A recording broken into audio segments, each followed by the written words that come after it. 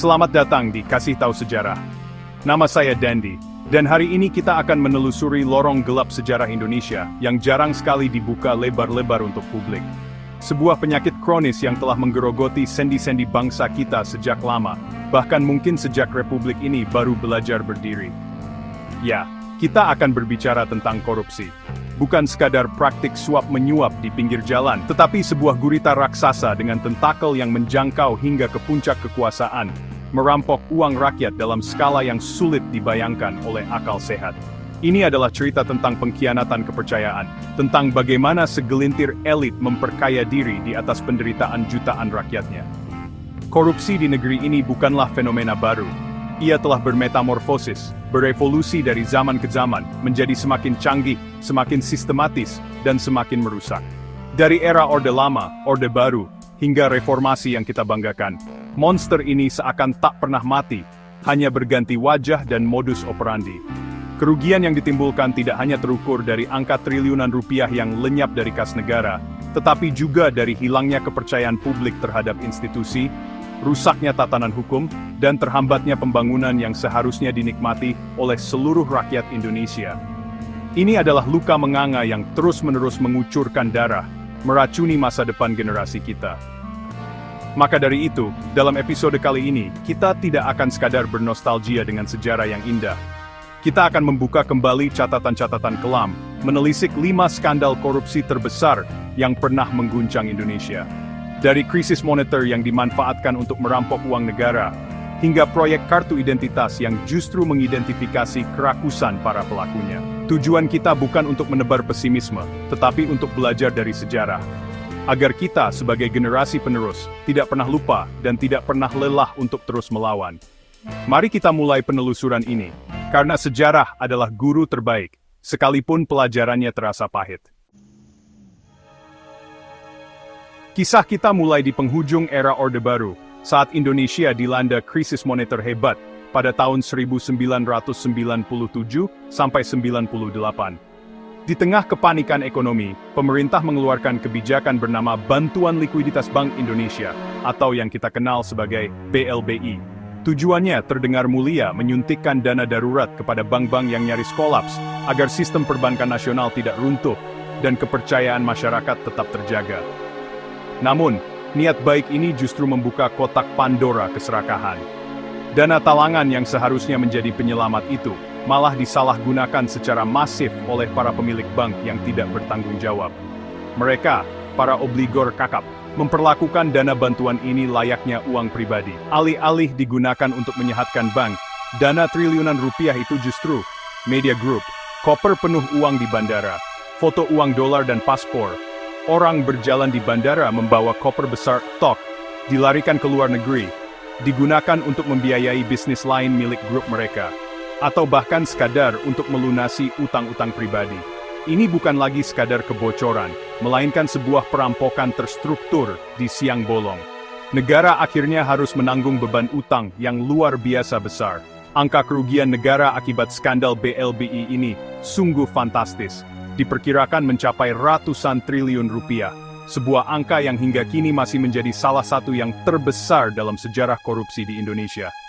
Skandal ini menjadi bukti nyata bagaimana krisis bisa menjadi kesempatan emas bagi para koruptor untuk berpesta pora di atas puing-puing ekonomi bangsa.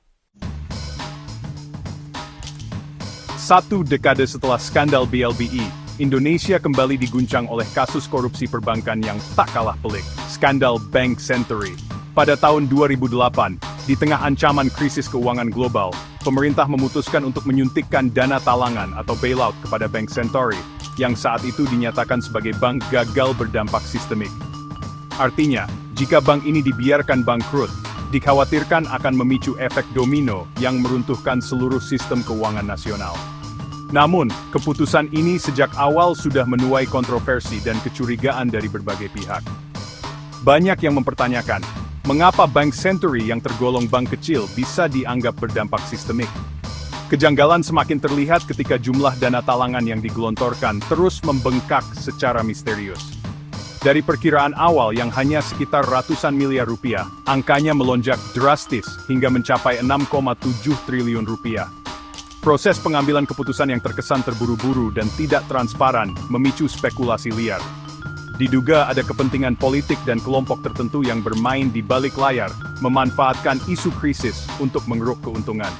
Kasus ini menyeret nama-nama besar di pemerintahan dan Bank Indonesia, memicu perdebatan sengit di parlemen, dan meninggalkan pertanyaan besar yang belum sepenuhnya terjawab hingga hari ini. Apakah bailout itu benar-benar untuk menyelamatkan negara, atau hanya untuk menyelamatkan segelintir orang? Berikutnya adalah skandal yang, ironisnya, terjadi pada proyek yang bertujuan untuk mencatat identitas setiap warga negara. Korupsi mega proyek Kartu Tanda Penduduk Berbasis Elektronik, atau iKTP. Proyek senilai 5,9 triliun rupiah ini digadang-gadang akan menjadi solusi modern untuk masalah data kependudukan di Indonesia. Sebuah proyek yang seharusnya menjadi kebanggaan karena menerapkan teknologi canggih untuk pelayanan publik. Namun, di balik janji manis modernisasi itu, tersembunyi sebuah konspirasi jahat yang dirancang oleh para elit politik dan birokrat untuk merampok uang negara secara berjamaah.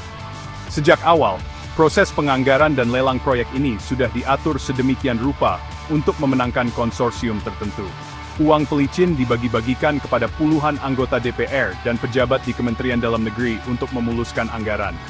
Akibatnya, harga pengadaan perangkat eKTP digelembungkan secara tidak wajar.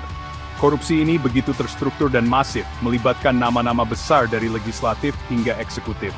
Kerugian negara ditaksir mencapai lebih dari 2,3 triliun rupiah. Lebih dari itu, skandal ini melukai hati rakyat, karena proyek yang menyangkut identitas mereka justru menjadi ajang bancakan para koruptor, meninggalkan warisan data kependudukan yang masih bermasalah hingga kini. Di atas bukit di Hambalang, Bogor, berdiri sebuah bangunan megah yang terbengkalai. Bangunan itu seharusnya menjadi pusat pendidikan, pelatihan, dan sekolah olahraga nasional atau PEKSON, sebuah pusat olahraga bertaraf internasional yang akan melahirkan atlet-atlet berprestasi. Namun hari ini, Hambalang lebih dikenal sebagai monumen kegagalan, sebuah simbol nyata dari kerakusan yang menghentikan mimpi besar bangsa. Proyek prestisius senilai triliunan rupiah ini terhenti di tengah jalan, bukan karena bencana alam, tetapi karena bencana korupsi yang meruntuhkan fondasinya dari dalam. Skandal Hambalang adalah contoh sempurna bagaimana sebuah proyek strategis bisa hancur lebur akibat kong-kali-kong antara politisi, pejabat pemerintah, dan pengusaha. Mulai dari proses pengurusan izin dan sertifikat tanah yang penuh rekayasa, hingga penggelembungan anggaran dan aliran dana haram ke kantong-kantong para pejabat dan politisi dari partai berkuasa saat itu. Nama-nama besar di dunia politik terseret dalam pusaran kasus ini, termasuk menteri dan ketua umum partai. Akibatnya, pembangunan mangkrak, dan negara merugi hingga ratusan miliar rupiah. Hambalang menjadi pengingat yang menyakitkan, bahwa korupsi tidak hanya mencuri uang, tetapi juga mencuri masa depan dan mimpi generasi. Skandal terakhir yang akan kita bahas menunjukkan bahwa korupsi bisa menyerang sektor manapun, termasuk lembaga asuransi yang seharusnya menjadi jaminan hari tua bagi para nasabahnya. Inilah kisah kelam PT Asuransi Jiwasraya, sebuah BUMN asuransi tertua di Indonesia. Selama bertahun-tahun, Jiwasraya menjual produk asuransi dengan iming-iming imbal hasil yang sangat tinggi, jauh di atas rata-rata pasar.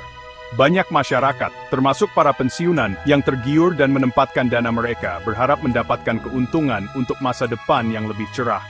Namun, semua itu hanyalah ilusi. Di balik layar, para petinggi Jiwasraya melakukan praktik pengelolaan investasi yang serampangan dan penuh kecurangan. Mereka menempatkan dana nasabah pada saham-saham gorengan yang berisiko tinggi, berkolusi dengan manajer investasi dan pialang saham untuk mengeruk keuntungan pribadi. Ketika investasi tersebut anjlok, perusahaan pun gagal bayar, tak mampu memenuhi kewajibannya kepada jutaan nasabah. Kerugian negara dalam kasus ini diperkirakan mencapai lebih dari 16 triliun rupiah, salah satu yang terbesar dalam sejarah BUMN.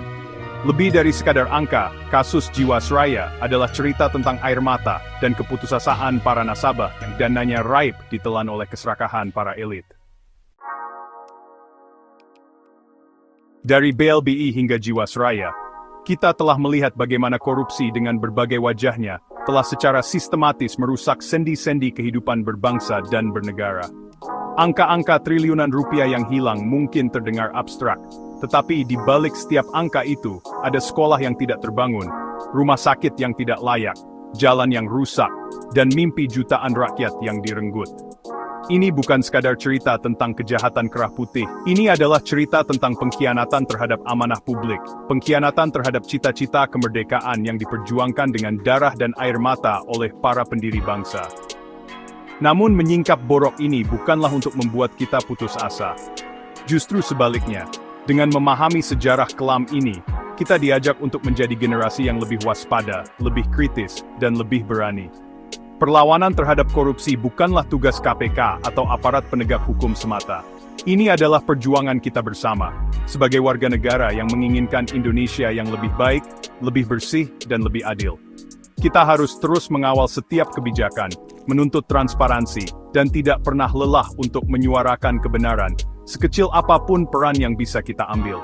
Melawan lupa adalah langkah pertama untuk merawat harapan. Terima kasih telah menyimak perjalanan kita menelusuri sisi gelap sejarah korupsi di Indonesia. Semoga apa yang kita bahas hari ini bisa menjadi pengingat dan pelajaran berharga bagi kita semua. Jangan biarkan api perjuangan melawan korupsi ini padam. Teruslah belajar, teruslah peduli. Jika kalian merasa video ini bermanfaat, jangan lupa untuk menekan tombol like, bagikan ke teman-teman kalian, dan yang terpenting, subscribe channel Kasih Tahu Sejarah, agar kita bisa terus belajar bersama. Sampai jumpa di episode berikutnya. Tetaplah kritis, dan jangan pernah berhenti mencintai Indonesia.